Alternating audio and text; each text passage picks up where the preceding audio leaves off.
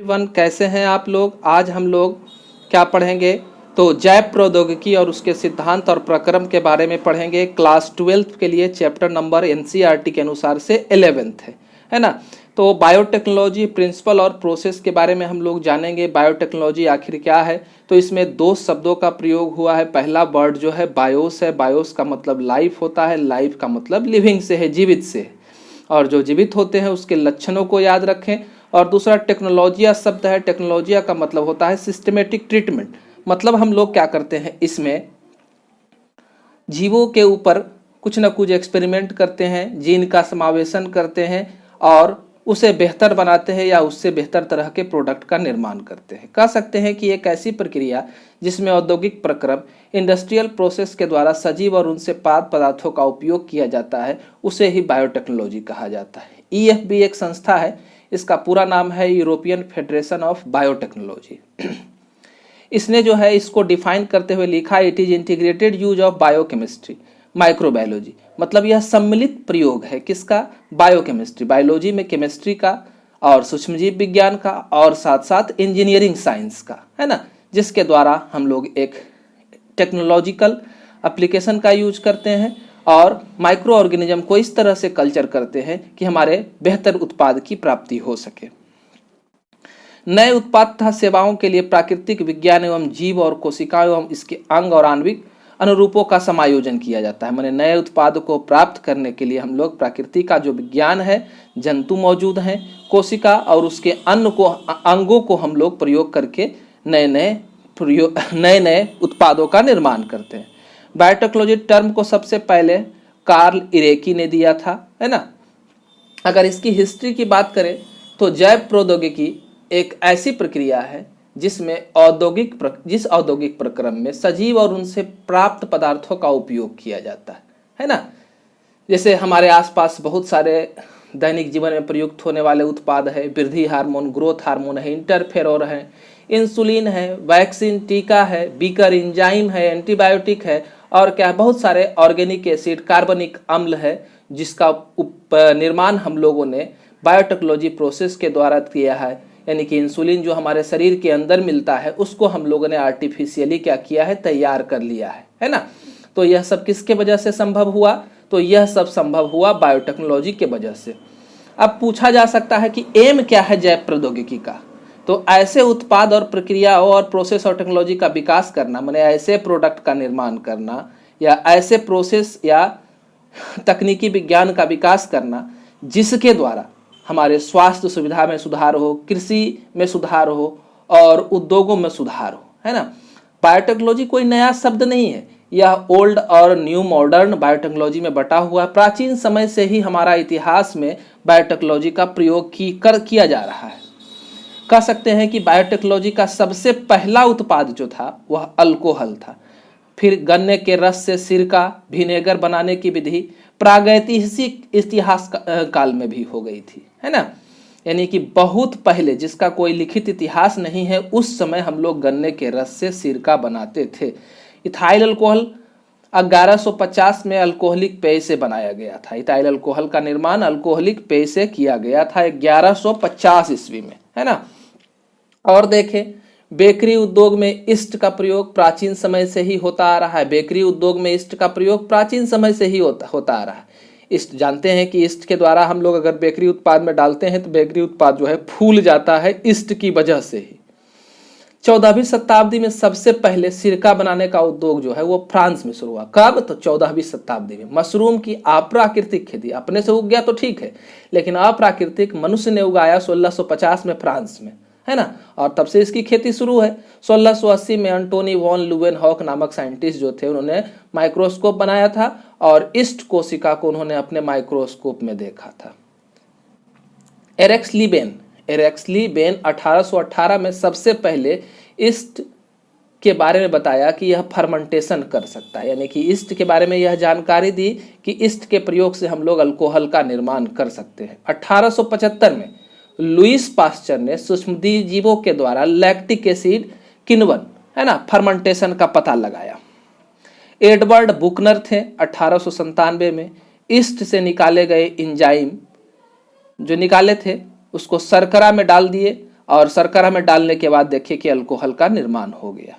इसी तरह से एंटीबायोटिक की खोज हुई, एंटीबायोटिक दवा के रूप में प्रयोग किया जाता है।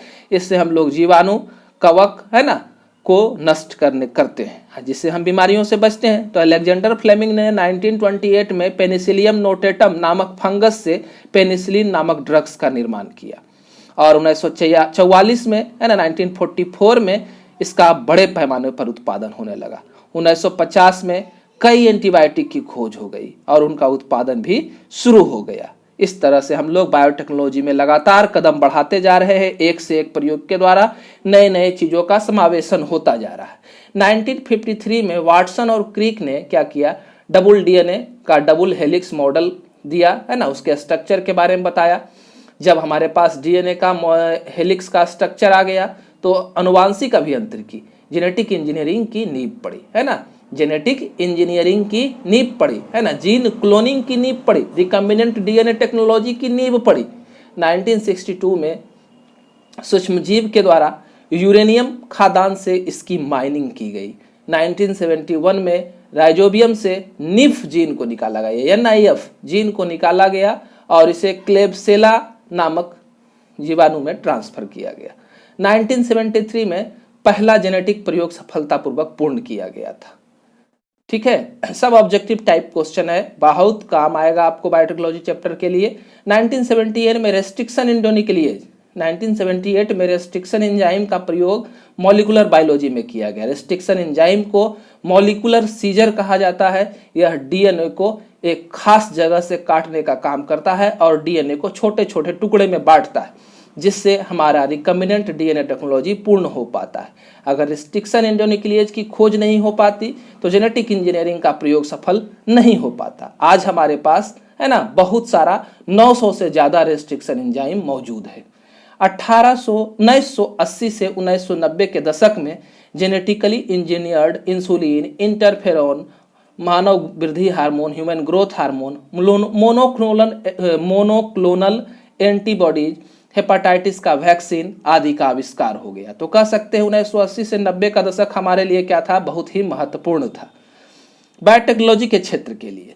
1990 के बाद जो है रिकम्बिनेंट डीएनए टेक्नोलॉजी का उपयोग बहुत बड़े पैमाने पर मानव स्वास्थ्य में, है ना, यानी कि एंटीबायोटिक वगैरह बनाने में और भी डिफरेंट तरह की बीमारी के दवाओं को बनाने में, कृषि में उन्नत नस्लों के विकास में, बीमारी प्रतिरोधक क्षमता वाले फसल के विकास में, है ना, सूखा प्रतिरोध वाले फसल के विकास में और उद्योगों में किया जा रहा है। ठीक है,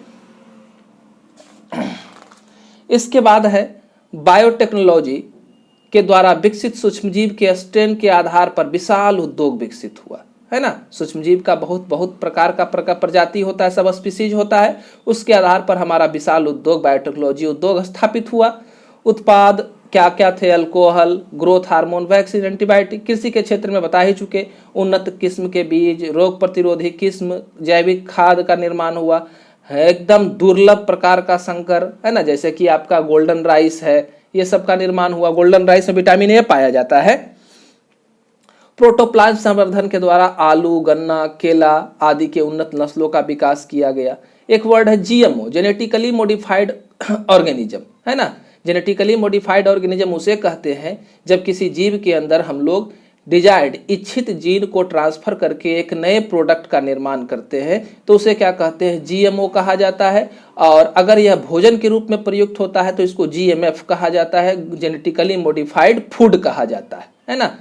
विटामिन ए युक्त चावल, लाइसिन समृद्ध से, लाइसिन एमिनो एसिड है, इससे समृद्ध दलहन का निर्माण हम लोगों ने किया। इसके बाद जीन थेरेपी के माध्यम से दोषपूर्ण जीन को बदलकर नए जीन को लगाया गया। अगर हमारा जेनेटिक इंजीनियरिंग पूरी तरह से विकसित हो जाए तो हमारे अंदर क्या हो, बीमारी नहीं हो पाएगी। हम लोग क्या करेंगे, बीमारी को होने से पहले जिसके कारण से बीमारी हो रही है उस बीमार जीन को ही हटा देंगे, उसके जगह पर डेवलप जीन को डाल देंगे, जिससे क्या होगा, बीमारी हमारी आने से पहले ही खत्म हो जाएगी, है ना। तो ये सब हमारा जेनेटिकली इंजीनियरिंग का बहुत एडवांटेज है। पूरा विस्तार से हम लोग अगले वीडियो में देखते जाएंगे। यहाँ पर सिर्फ आपको हिस्ट्री बताया गया, इसके बाद का वीडियो जो है वो जेनेटिक और केमिकल इंजीनियरिंग पर बेस्ड है, जीन क्लोनिंग को समझाया गया है ना। हमारे चैनल को सब्सक्राइब करके आप हमारे सारे वीडियो को एक एक करके आराम से देख सकते हैं। सब्सक्राइब करने के बाद नए वीडियो का नोटिफिकेशन भी आपको लगातार मिलता रहेगा। हमारे चैनल से जुड़े रहें। हमारा वीडियो अगर आपको पसंद आए तो उसे लाइक जरूर करें। धन्यवाद।